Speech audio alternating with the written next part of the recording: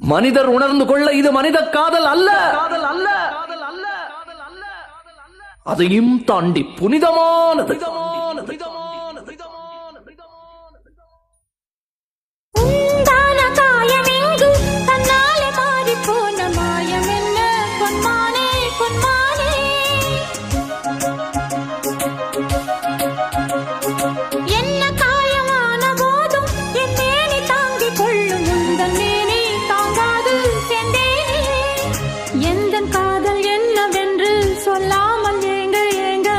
வந்தது எந்தன் சோகம் உன்னை